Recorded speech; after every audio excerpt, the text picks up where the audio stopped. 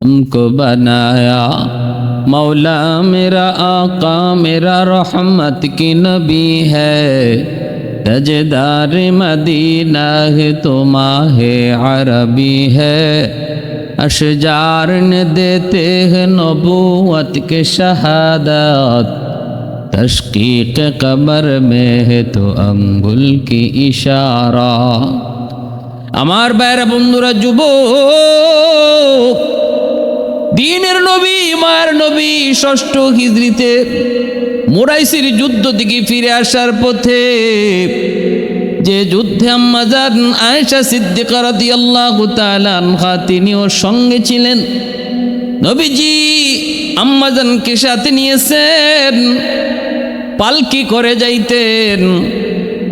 সেই পালকি সহ নবীজি কাফেলাকে এক জায়গায় বিশ্রামের জন্য রাখলেন, বিশ্রাম নিতে আদেশ দিলেন। সবাই বিশ্রাম নিতেছে।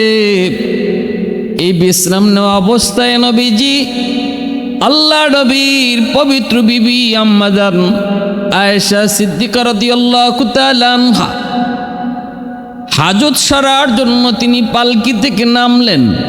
কিছু দূর একটু জঙ্গল গাছগাছালির আড়াল, সেখানে যে হাজত সারলেন। হাজত সেরে তিনি আবার চলে আসবেন। এই মুহূর্তে তিনি টের পেলেন তার গলার হার, এই হারটা বুঝি ওই জায়গায় পড়ে গেল।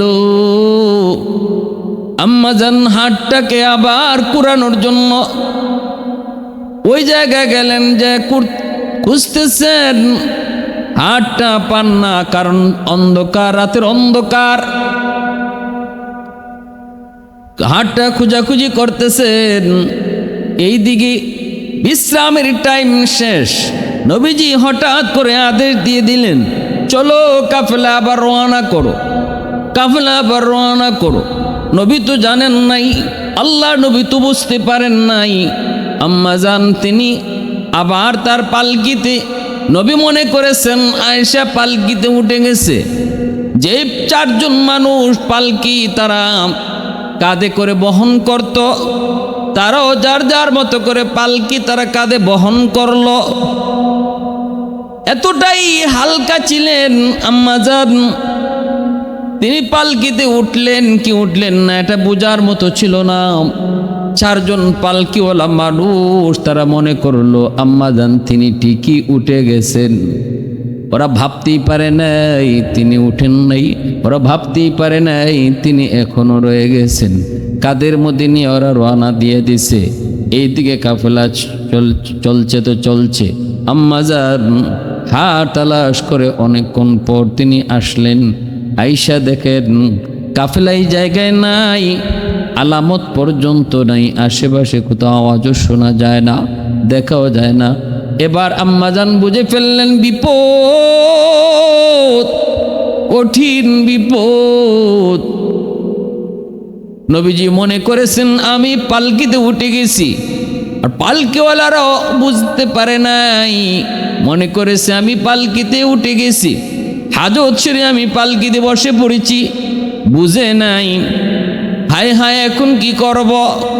ওই মুহূর্তে আম্মাজান কতটা বুদ্ধিমতী, ধৈর্যের পরিচয় দিলেন।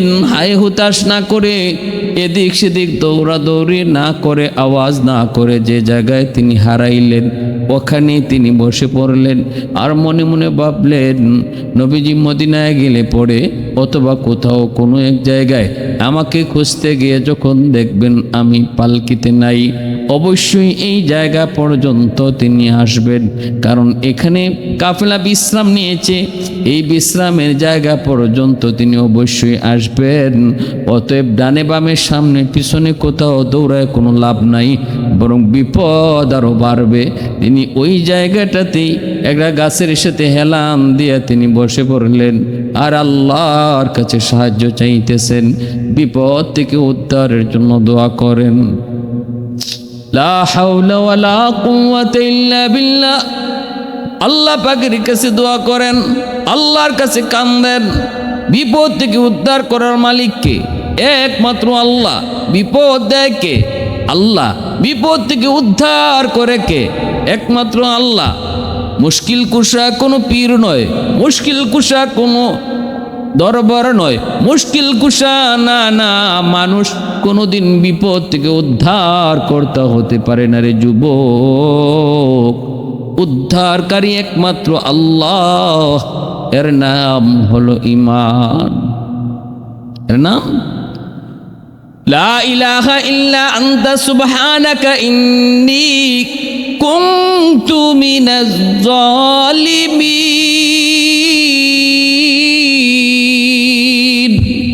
আল্লাহ পাকের কাছে বিপদ থেকে উদ্ধারের জন্য পয়গম্বর ইউনূস আলাইহিস সালাম দোয়া করলেন, আল্লাহ দোয়া কবুল করলেন।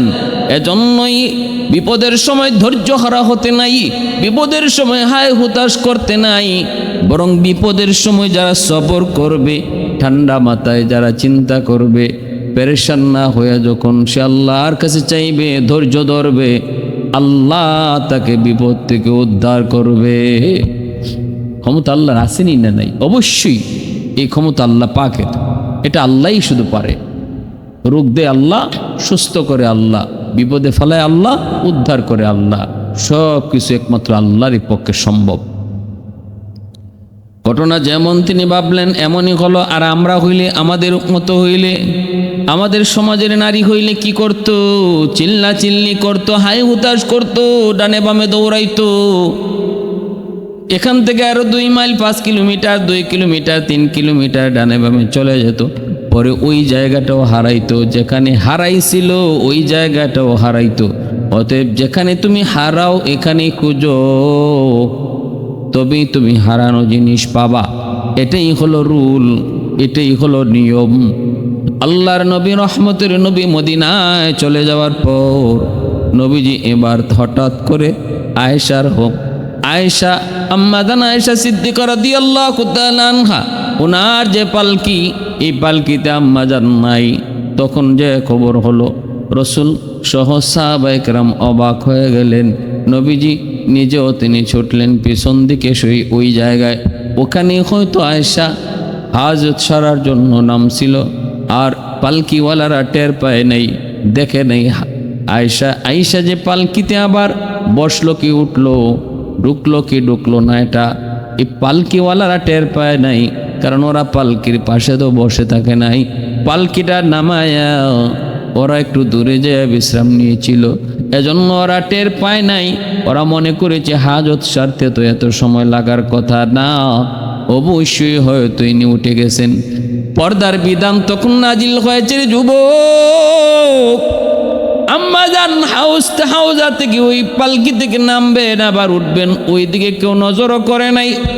এজন্য পালকিওয়ালা 4 জন কাঁধে নিয়ে ওরা মনে করেছে যেহেতু আগের মতোই লাগে, মনে হয় তিনি উঠে গেছেন।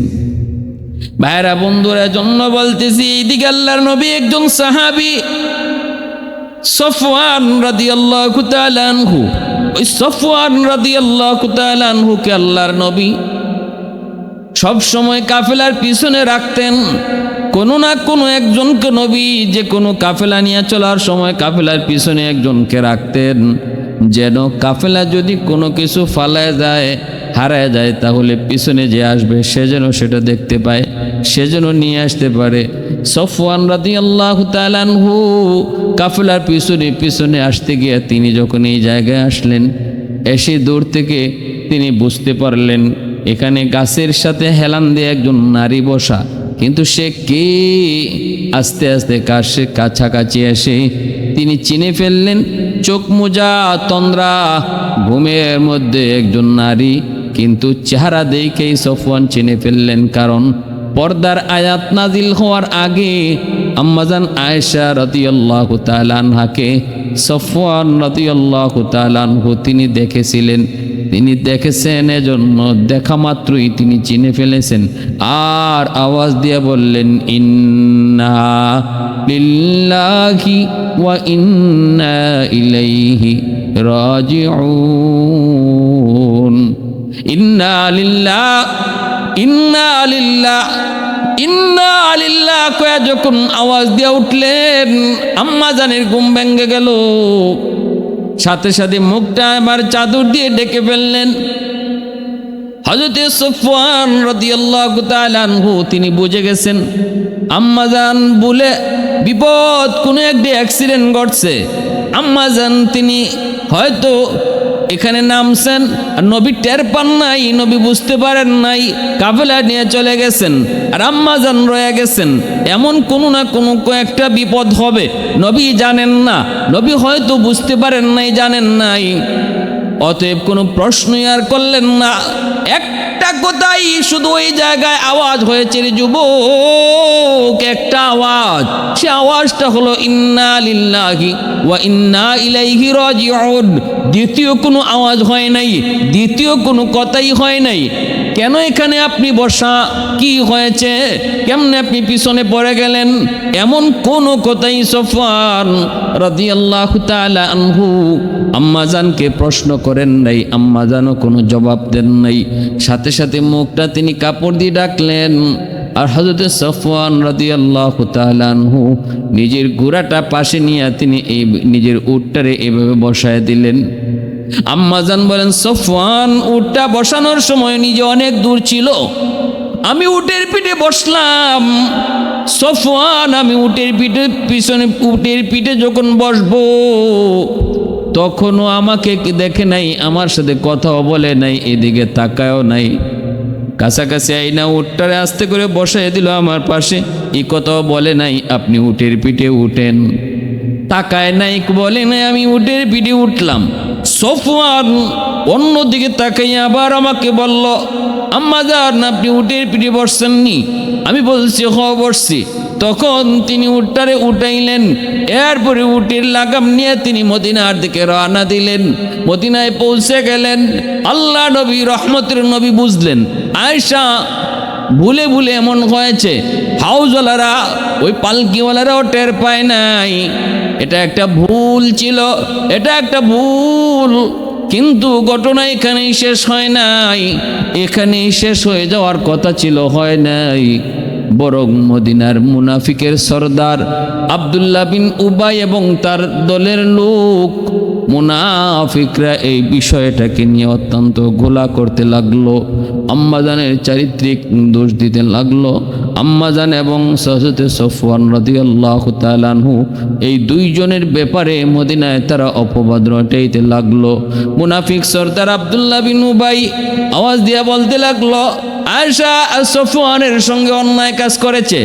মদিনার অলিগুলিতে আওয়াজ রটায় দিল, মন্দ কথা খুব দ্রুত ছড়ে, ভালো কথা কম ছড়ে, কিন্তু মন্দ কথা খারাপ কথা অল্প সময়ে দ্রুত ছড়ায় যায়।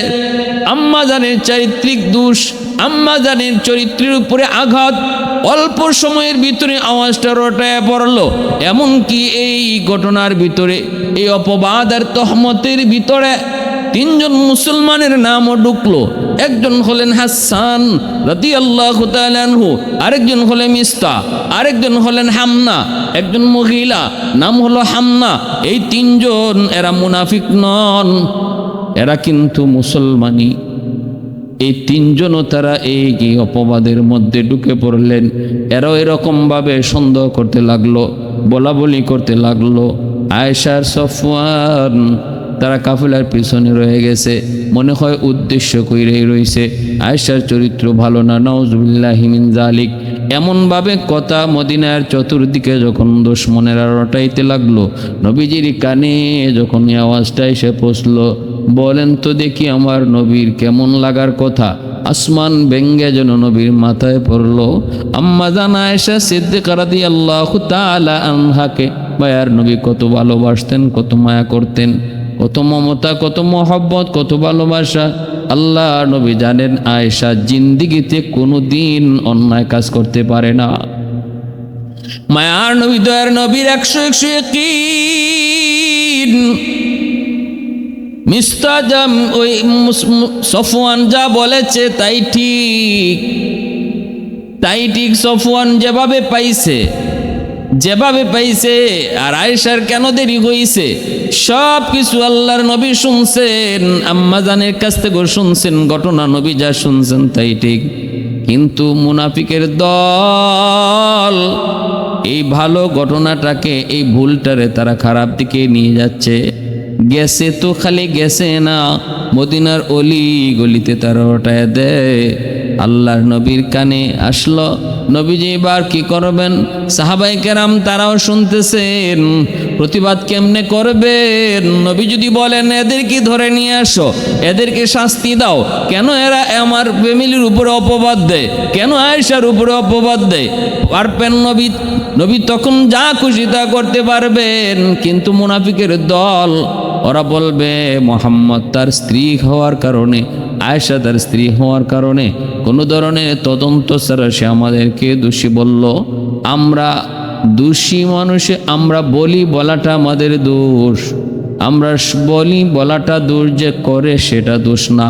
মুহাম্মদ তদন্ত ছাড়া কেন আমাদেরকে দোষী করলো? শুধুমাত্র তার স্ত্রী আয়েশা তার স্ত্রী হওয়ার কারণে। এই অপবাদ, এই কথাটা যখন সমাজে ছড়াবে, এই কথাটা যেন যে বলতে না পারে, এজন্য নবীজি কোনো জবাব দিতে পারেন না। চুপচাপ নবীজি নীরব নিস্তব্ধ হয়ে গেলেন।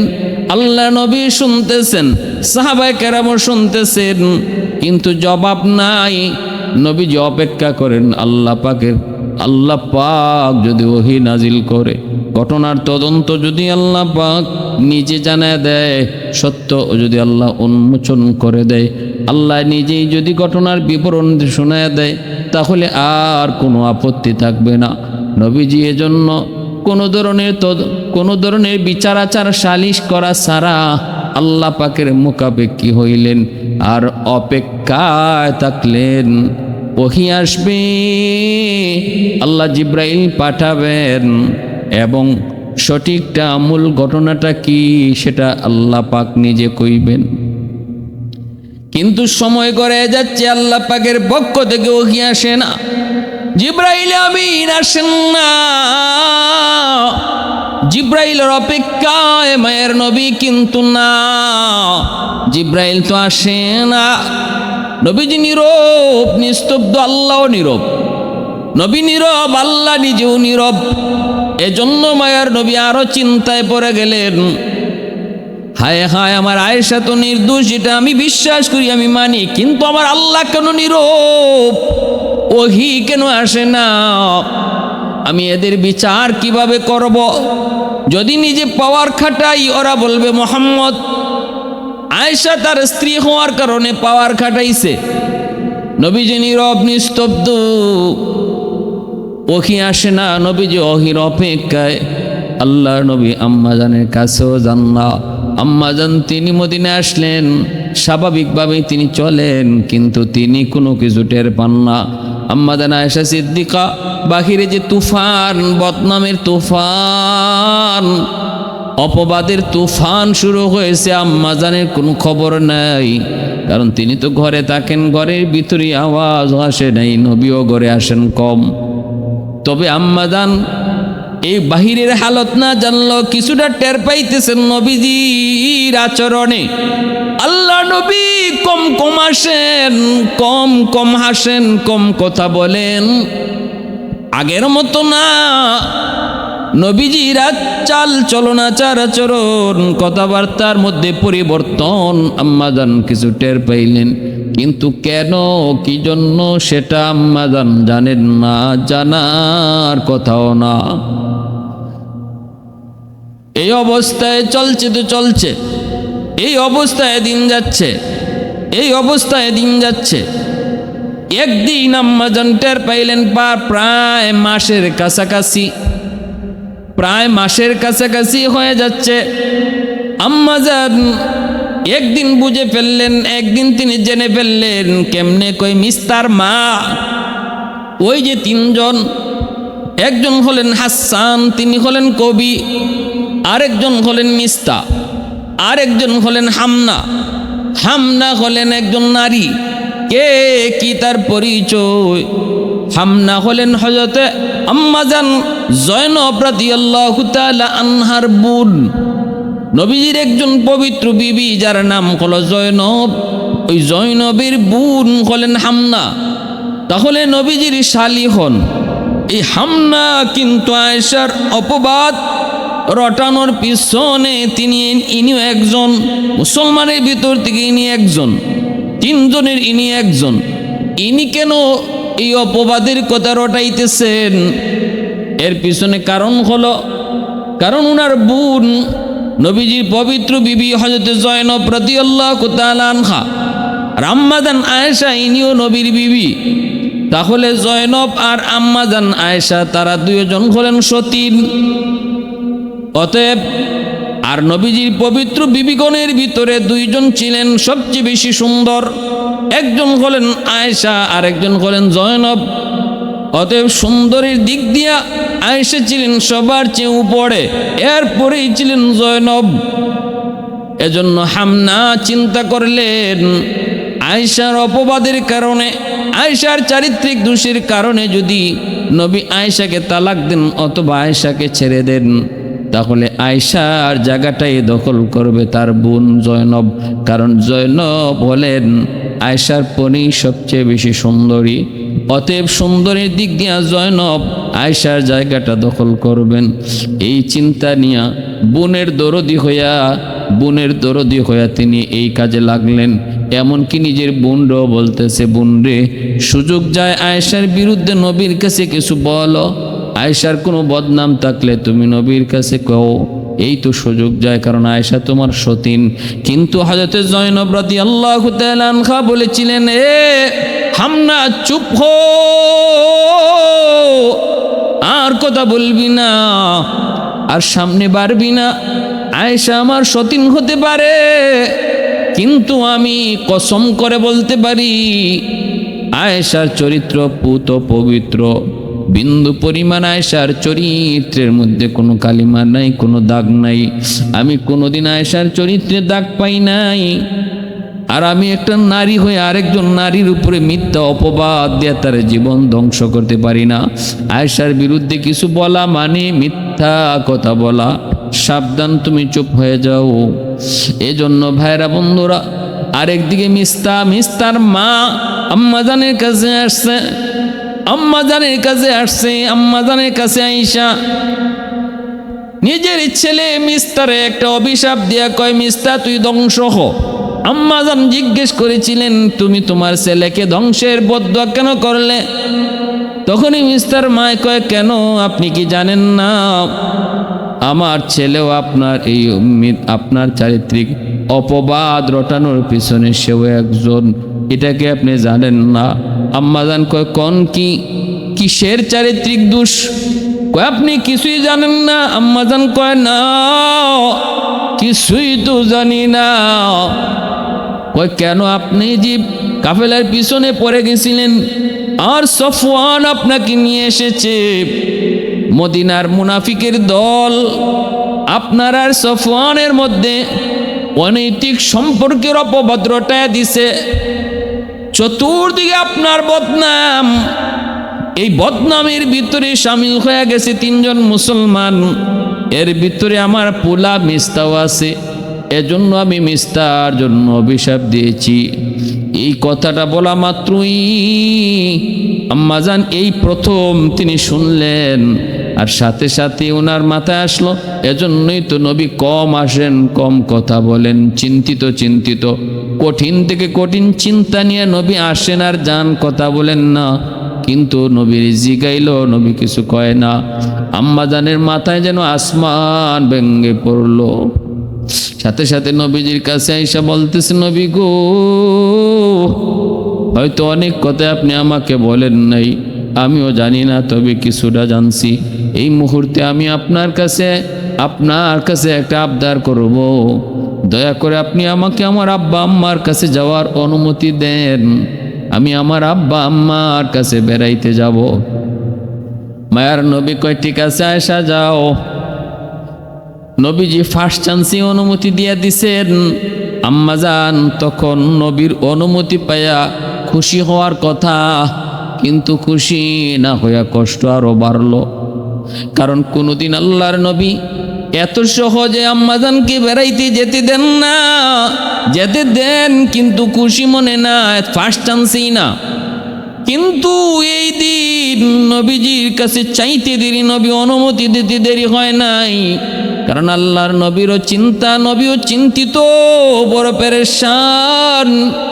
আল্লাহ নবীও চাইলেন একটু নীরবতা, আল্লাহ নবীও চাইলেন আশা একটু বাপ মার কাছে যাক, আমিও একটু নীরব থাকি, একটু রিল্যাক্সে থাকি, একটু একাকী থাকি। বিশাল বড় বুঝা যেন নবীর মাথায়। কিন্তু আম্মাজান কষ্ট, অধিক কষ্ট পেয়ে গেলেন। কোনোদিন তো নবী আমাকে এইভাবে ফার্স্ট চান্সে অনুমতি দেন না, আজ আমাকে ফার্স্ট চান্সে অনুমতি দিলেন। তাহলে কি নবী আমার উপরে সন্দেহ করেন? চিন্তার মধ্যে পড়ে গেলেন। নবীজির অনুমতি পাইয়া আম্মাজান চোখের পানি মুইসা কান্না করে করে তিনি বাবার বাড়িতে চলে আসলেন। আবু বকর সিদ্দিক রাদিয়াল্লাহু তাআলা আনহুর মেয়ে আম্মাজান আয়েশা সিদ্দিক রাদিয়াল্লাহু তাআলা আনহা মা বাবার কাছে আয়েশা দেখেন বাপ মাও চিন্তিত, বাপ মা বড় পেরেশান তো হওয়ার কথাই। মেয়ের ব্যাপারে চতুর্দিকে অপবাদ, মেয়ের ব্যাপারে চতুর্দিকে বদনাম। কেমন করে মা, কেমন করে বাবা ঠিক থাকে? তিনি আয়েশা দেখেন বাপ মাও চিন্তিত, কিন্তু মা সান্ত্বনা দিয়া কয়, মারে তুই চিন্তা করবি না, মনোবল ভাঙবি না, আল্লাহর কাছে চা, আল্লাহ বিপদ থেকে উদ্ধার করবে। মা আমরাও জানি তুমি কখনো অন্যায় করতে পারো না, ছোটকাল থেকে তোমাকে বড় করেছি। মা কখনো অন্যায় আমরা দেখি নাই, আমরা মা বাবা কখনো ভাবতেও পারি না, কল্পনাও করতে পারি না তুমি কোনো অন্যায় করেছো। কিন্তু আল্লাহর কাছে চা মা, আল্লাহ যেন তোমার পক্ষে থাকে। এইভাবে মায় বাবায় দুজনে বুঝায় আম্মা যান তিনি বাপ মার বাড়িতে আসলেন। শুধু কান্নার কান্না, কান্নার কান্না করে দিন যায় রাত যায়, খায় না ঘুমায় না, ঠিক মতো খাওয়ান নাই, ঠিক মতো ঘুম নাই, শুকায় যাইতেছেন। এইদিকে আল্লাহর নবী রহমতের নবী চিন্তায়। নবীজি মদিনার আউস আর খাজরাজ গোত্রের মানুষদেরকে নিয়ে নবী মদিনার মসজিদে বসলেন। আল্লাহ নবী একটা ভাষণ দিলেন, কেন আজকে আমার পরিবারের উপরে এত বড় অপবাদ? প্রমাণ ছাড়া কেন এই অপবাদ? কেন আমার পরিবারের উপরে আক্রমণ? নবীজির কষ্টের কথা যখন মদিনার মসজিদে এলান করলেন, আউস গোত্রের একজন সাহাবী দাঁড়ায় কয়, নবী গো অনুমতি দেন, যেই বেঈমানগুলি এত বড় অপবাদ দেয়, ওই বেঈমানগুলার মাথা আমি কেটে ফেলবো, এদেরকে টুকরা করে ফেলবো, হত্যা করে ফেলবো। অনুমতি যদি দেন বিচার হাতে নিয়ে নিব। সাথে সাথে খাজরাজ গোত্রের আরেকজন দাঁড়ায় বলতেছে, অসম্ভব, তোমার কথা হয় নাই, কারণ খাজরাজ গোত্রের মানুষই বেশি যারা আম্মাজান আয়েশার বিপক্ষে অবস্থান নিয়েছে, অপবাদ রটাইতেছে। এমনকি ওই মুনাফিক সরদার আব্দুল্লাহ বিন উবাই সেও খাজরাজ গোত্রেরই একজন নেতা। আবু বকর সিদ্দিক রাদিয়াল্লাহু তাআলা আনহুর মেয়ে হযরত আম্মাজান আয়েশা সিদ্দিকা আর হযরত ওমর রাদিয়াল্লাহু তাআলা আনহুর মেয়ে হযরত হাফসা রাদিয়াল্লাহু তাআলা আনহা, তিনিও নবীজির মেয়ে। অতএব আয়েশা আর হাফসা তারা দুইজন সতীন।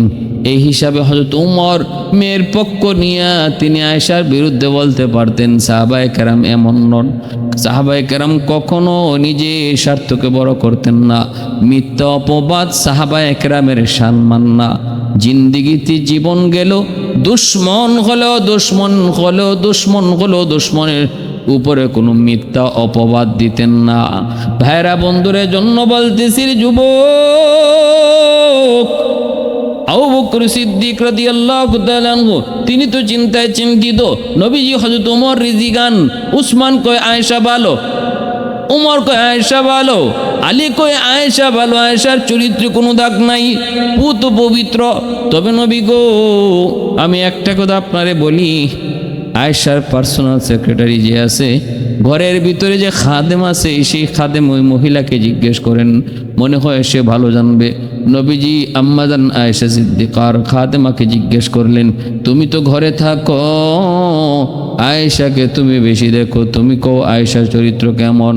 তখন ওই খাদেমা কয়, নবী গো, খুদার কসম, আমি কোনোদিন খারাপ কিছু দেখি নাই, খারাপ কিছু দেখি নাই। আয়েশার চরিত্র পুত পবিত্র ভালো। নবীজি সতীনদেরকে ডাকলেন।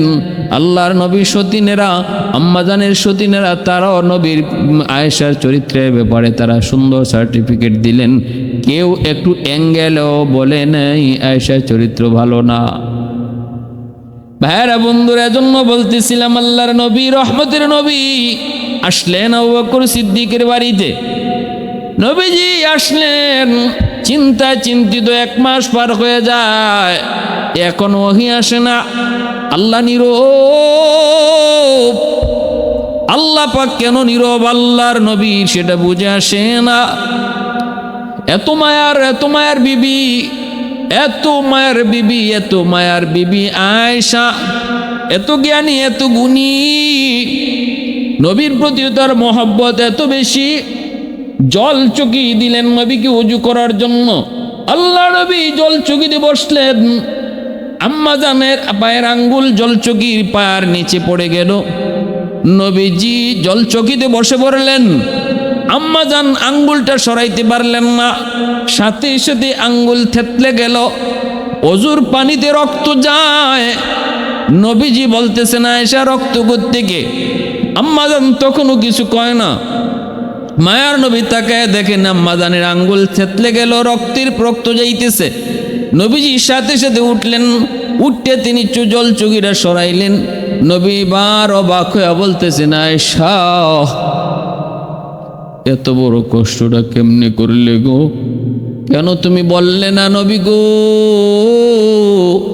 আপনি একটু উঠেন, আপনার চকি জল চকির পায়ার নিচে আমার পা পড়ে গেছে, আমার আঙ্গুল পড়ে গেছে, একবার কেন বললে না?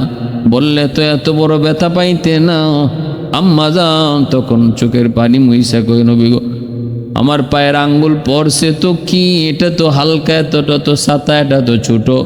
কলিজায়, আমার কলিজায় যদি আমার কলিজাটাও যদি পড়তো, আমার কলিজার উপরে যদি আপনার জল চকিটা পড়তো আর আপনি সেই চকিতে বসে পড়তেন, আমি আয়েশা কলিজা ছিদ্র হয়ে রক্ত বের হতো, তবু আপনাকে উঠেন গো নবী এই কথা বইলা কষ্ট দিতাম না। উঠেন গো নবী, উঠেন এই বইলা আপনারে একটু কষ্ট দিতাম না। আঙ্গুল তো ছাতা, কলিজা পড়লো, আমি কষ্ট দিতাম না। এতটা মহব্বত, এতটা ভালোবাসা। তিনের নবী, মায়ার নবীও তিনি ভালোবাসতেন। নবীজি বলতেন, আয়েশা গ্লাসের অবশিষ্ট পানিটা আমাকে দাও। নবীজি অবশিষ্ট পানিটা পান করতেন। আম্মা জান কয়, আমি গ্লাসের যেই জায়গায় ঠোঁট লাগায়া পানি পান করতাম, নবীজি ওই জায়গাটাতেই ঠোঁট লাগায়া তিনি পানি পান করতেন। এত মায়া নবী আদর করে হুমায়রা কয়া ডাকতেন, সুন্দরী। নবীজি আম্মা জানকে হুমায়রা কয়া ডাকতেন। নবীজির সকল বিবিদের মধ্যে একমাত্র একজন বিবি যিনি বাকেরা, তিনি ছিলেন কুমারী, তিনি হলেন আম্মা জান আয়েশা সিদ্দিকা রাদিয়াল্লাহু তাআলা আনহা। এবার আল্লাহর নবী আসলেন শ্বশুর বাড়িতে, আম্মা জানও তখন বাবার বাড়িতে। নবীজি আসলেন, সবাই চিন্তিত। নবীজি আয়েশার ঘরে গেলেন। আবু বকর সিদ্দিক এবং আবু বকর সিদ্দিক রাদিয়াল্লাহু তাআলা আনহুর বিবি, তারাও ধারে কাছাকাছি। আল্লাহর নবী যে বলতেছেন, আয়েশা আল্লাহ পাকের পক্ষ থেকে এখনো কোনো ফয়সালা আসে নাই। ও আয়েশা, আমি জানি তুমি নির্দোষ। আয়েশা, আমি জানি তোমার চরিত্রে কোনো দোষ নাই, কিন্তু এরপরও তোমাকে বলি, যদি কোনো দোষ করে থাকো আল্লাহর কাছে মাপ চাও, আল্লাহ পাক ক্ষমা করে দিবে। কারণ আল্লাহর পক্ষ থেকে কোনো ওহী আসে না বিদায় নবী চিন্তিত। নবী কয়, আয়েশা যদি কোনো অন্যায় হয়ে থাকে আল্লাহর কাছে মাপ চাও। আল্লাহ পাক রব্বুল আলামিন গফির, আল্লাহ পাক রব্বুল আলামিন গফুর, আল্লাহ পাকের উপাধি গফফার। আল্লাহ পাক মুহূর্তের ভিতরে গুনাহ মাফ করে দেয়। অতএব আয়েশা যদি কোনো অন্যায় হয়ে থাকে তুমি আল্লাহর কাছে ক্ষমা চাও। এই কথাটা বলা মাত্রই কথা শেষ হতে পারে নাই, আম্মা জানের মাথা যেন আসমান পুরাটাই ভেঙে পড়লো। রসুল বললেন কি, এই কথার দ্বারা বোঝা যায় আল্লাহ নবীও কিছুটা সন্দেহ করেন আমি অন্যায় করেছি কিনা। হায় হায়, একজন সতীসাধ্বী নারী যখন তার স্বামী তার চারিত্রিক সন্দেহ করে, চারিত্রিক দোষ নিয়ে কোনো অপবাদ দেয়, পৃথিবীতে একজন সতীসাধ্বী নারী, এই নারীর সবচেয়ে বড় কষ্ট হলো এই অপবাদ। যখন সে কোনো অন্যায় করে না, ওই অন্যায়ের মধ্যে তারে অন্যায়কারী হিসাবে বলা হয়। যেই নারীর চরিত্র ভালো অথচ তার স্বামী কই চরিত্র খারাপ, পৃথিবীতে ওই নারী, এর চেয়ে বড় কষ্ট তার কাছে আর কিছু নাই। আম্মা জান এত কষ্ট পাইলেন আর বলতেছেন, নবী গো আপনি এমন কথা বললেন, কি জবাব দেব? আমার কাছে কোনো জবাব নাই, আমার কাছে কোনো জবাব নাই। আমি জবাবের ভাষা হারায় ফেলছি। আমি আল্লাহর কাছে 1000 বার মাপ চাইমু, কিন্তু এই বিষয়ে আমি আল্লাহর কাছে মাপ চাইমু না, আল্লাহর কাছে আমি এই বিষয়ে ক্ষমা চাইমু না, কারণ আমি জানি আমি নির্দোষ, আমার আল্লাহও জানে আমি নির্দোষ। অতএব যে দোষী সে তার দোষে অস্বীকার না করা যেমন দোষ, যে নির্দোষ সে নির্দোষ হইয়া নিজের দোষী বলাও তেমন দোষ। যে দোষী মানুষ সে তার নির্দোষ বলা যেমন দোষ, যে নির্দোষ সে নির্দোষ হইয়া নিজেকে দোষী বলা এটাও তেমন দোষ, তেমন অন্যায়। অতএব এই মুহূর্তে আমি যদি বলি আমি অন্যায় করি নাই, আমার আল্লাহ জানে আমি অন্যায় করি নাই, তাহলে আপনারা আমার কথাটা বিশ্বাস করবেন না। আমি যদি বলি আমি অন্যায় করি নাই, আমার আল্লাহ জানে আমি কোনো অন্যায় করি নাই, তবে আপনারা আমার কথাটা বিশ্বাস করবেন না। আর আমি যদি বলি আমি দোষ করেছি অথচ আমার আল্লাহ জানে আমি নির্দোষ, আপনারা হয়তো আমার কথাটা কিছু বিশ্বাস করে ফেলতে পারেন। এজন্য আমি কিছুই বলবো না, নীরব। সাইয়্যিদুনা ইউসুফ আলাইহিস সালামের বাবা, তিনি বিপদের সময় যেই কথা বলেছিলেন আমিও এই কথাই বললাম, তিনি যেই জবাব দিয়েছিলেন এই জবাব আমিও দিলাম। ফাসাবরুন জামিল ওয়াল্লাহুল মুস্তাআনু আলা মা তাসিফুন। আম্মা জান এতটাই পেরেশান ছিলেন ওই সময়। ইউসুফ আলাইহিস সালামের বাবার নাম ইয়াকুব নামটাও তিনি ভুলে গেছেন। মানুষ যখন কঠিন থেকে কঠিন পেরেশানিতে পড়ে তখন নাম ভুলে যায়। ইয়াকুব নবীর নামটাও তখন আম্মাজান ভুলে গেছেন। এতটা পেরেশান আম্মাজান এই কথা শুই না নবীজি নীরব নিস্তব্ধ হয়ে গেলেন, আর কোনো আওয়াজ নাই। ওই মুহূর্তেই আল্লাহর পক্ষ থেকে ওহী নাজিল শুরু হলো। পবিত্র কোরআনের সূরাতুন নূরের আয়াতগুলো আল্লাহ নাজিল করলেন, যে আয়াতগুলো আম্মাজানের সম্মান নিয়া আল্লাহ নিজে এই আয়াতগুলো নাজিল কইরা জানায় দিয়েছেন, বন্ধু বুঝায় দিয়েছেন আয়েশা নিরপরাধ নির্দোষ। আয়েশার উপরে যা অপবাদ হয়ে দেওয়া হয়েছে এগুলো সব হলো অপবাদ, এইগুলার সাথে আয়েশা জড়িত না। আম্মাজানের চারিত্রিক সার্টিফিকেট দিয়ে আল্লাহ কোরআনে আয়াত নাজিল করলেন। আল্লাহর নবী খুশি হয়ে আল্লাহ পাকের কুদরতি কদমে সেজদায় পড়লেন। আল্লাহর নবী খুশি। আম্মাজান আয়েশা সিদ্দিকা রাদিয়াল্লাহু তাআলা আনহার মা বাবা আবু বকর এবং আবু বকরের বিবি রাদিয়াল্লাহু তাআলা আনহুমা, তারা দুজনকে নবী শুনাইতেছেন আবু বকর আয়েশার চারিত্রিক সার্টিফিকেট, আয়েশার সুন্দর চরিত্রের সার্টিফিকেট দিয়ে আল্লাহ কোরআনে আয়াত নাজিল করেছে। এই কথাটা যখন আবু বকর সিদ্দিককে শুনাইলেন, আবু বকর সিদ্দিকের বিবিকে শুনাইলেন, তারা দুজন দৌড় দিয়া আম্মাজানের কাছে গেলেন। যাইয়া আবু বকর সিদ্দিক রাদিয়াল্লাহু তাআলা আনহুর বিবি সাহেব যায়া বলতেছে, আয়েশা এই মুহূর্তে তোমার পবিত্রতা বর্ণনা করে আল্লাহ পাক কোরআনে আয়াত নাজিল করেছে।